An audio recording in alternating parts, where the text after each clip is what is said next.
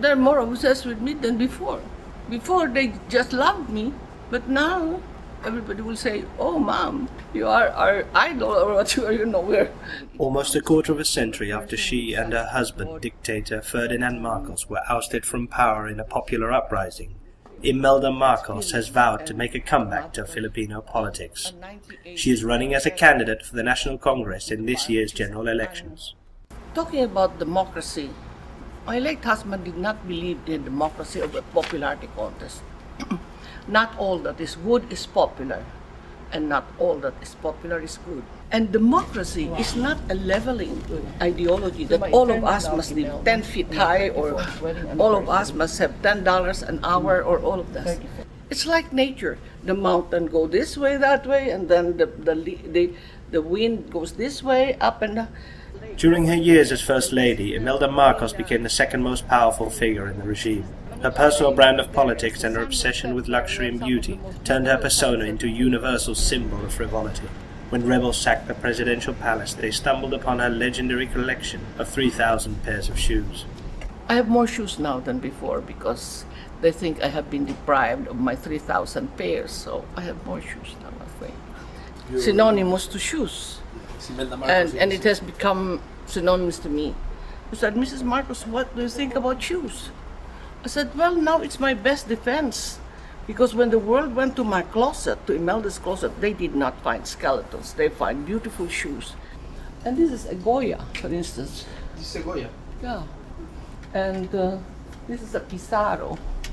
That's a Gauguin. Here, this is a Picasso. It's a shame, that it's a pity, because whatever paintings you have here is a painting that was kept by our servants and maids. In the shanties and the slum areas, they hardly had ceilings, shelter in their homes. One of Imelda's children, Bong Bong, has become one of the most high-profile politicians in the country. The Philippines remains a country where power lies in the hands of a few rich families who bask in privilege and luxury. Meanwhile, almost half the population lives on less than $2 a day. It doesn't mean that if you're poor, you cannot be beautiful. I told the people in the provinces, I said, "How come our country is a paradise? Your houses are so ugly. And can't you do something about it?" And then the people said, "Oh, Mrs. Marcos," I said, "we are so poor. All we have is coconuts and bamboo." You know what I did? I did a bamboo mansion and a coconut palace. Imelda Marcos shined in her diplomatic role and used her unquestionable charm to capture the attention of several world leaders of the time. In the case of Fidel Castro, he respected my husband a lot, because the first thing Ferdinand Marcos did was to bring down the basis agreement, just like what they did with Guantanamo. Mao Zedong, again, respect. So what I did was, in the Filipino way, we call it mano, to give respect. We take your hand and put it on my forehead. Then he took my other hand and kissed it. And that is the beginning of the end of the Cold War. The first one who offered bail was Gaddafi. Gaddafi said, "I'll pay the bail of 5 million, Mrs. Marcos." Even 10 times that, because she's a good woman. The other one was Saddam Hussein. I felt very, very bad, because I knew him personally. I knew him from a different light. Imelda Marcos' home is a shrine to her memories. The second floor of her luxurious penthouse is covered in documents. This is the archive of the corruption trial that she went through in New York in 1990. When they were ready to file the case against the Marcoses in 1990, Marcos was dead in 1989. Why me? I was not the president. And in the middle of the trial, at the height of the Cold War, I coughed blood. And they were giving me medical severance. Stop already, because she might die in court. I said, "No.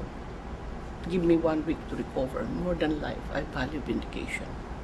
Thanks God, when I came back a few weeks after, on my birthday, a perfect gift from God.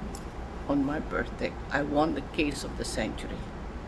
Imelda Marcos is a great believer in the magical meaning behind the calendar. That's why she is certain that the United States was punished in an exemplary fashion for ending its support to her husband. The attack on the World Trade Center 9/11, birthday of Ferdinand Marcos. So you mean that maybe September 11 is like the revenge for something that... No, again, some kind of karma. I don't know. I just don't like to say that, what goes around comes around. As Genghis Khan, Imelda Marcos, and others are on a list of history's greediest figures. The press came rushing to me. Mrs. Marcos, are you not going to file a case against Newsweek? Why? I said. You were called greediest. I said, I said greediest? For the good, true, and beautiful, I plead guilty. At 81, Imelda believes that there is still a lot she can do for her country. She wants to go down in history as the mother of all Filipinos. At least I'm modest enough to know my limitations, that I only go so far to be First Lady, period, like the rest.